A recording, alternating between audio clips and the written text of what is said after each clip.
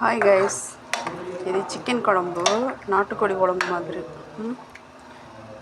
Broiler chicken கூட இது மாதிரி மஞ்சள் போட்டு நல்லா கழுவிடணும். கழுவிட்டு தயிரில் ஊற வச்சுடுங்க ஒரு அரை மணி நேரம். அப்புறமா வெங்காயம், தக்காளி, பூண்டு, இஞ்சி, சோம்பு, சீரகம், மிளகு, அப்புறம் இதெல்லாம் போட்டு நல்லா எண்ணெயில் வதக்கணும். சரிங்களா? தேங்காயும் சேர்த்துக்கணும் லாஸ்ட்டாக. வதக்கி தனியாக அதை அரைச்சி வச்சுக்கணும். அடுத்தது இந்த மசாலா பாருங்கள்.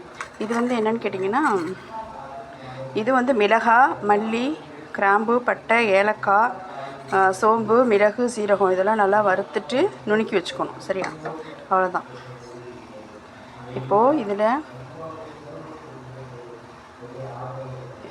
தேவையான காரம், எல்லாம் மிளகு காரம் ரொம்ப முக்கியம், அதனால் ஒரு 2 ஸ்பூனுக்கு போட்டு.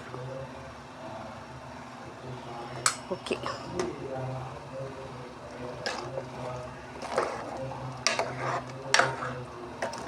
இந்த நல்லா குழம்பு கொதித்து நல்லா வேகணும். வெந்து ஒரு அரை மணி நேரம் டைம் வச்சுட்டா போதும். சரிங்களா? அதுக்கு பிறகு வெந்துடும்.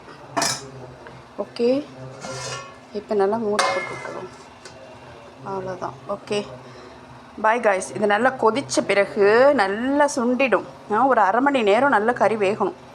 இந்த சாந்திலே வேகணும். வெந்ததுக்கு பிறகு இறக்கி வச்சு சுட சுட சாதம் வாழை இலையில் போட்டு இதையும் எடுத்து வச்சு நல்லா சாப்பிடுங்க. சளி, ஜுரம், உடம்பு வலி, சோர்வு எல்லாமே போயிடும். Okay, bye guys.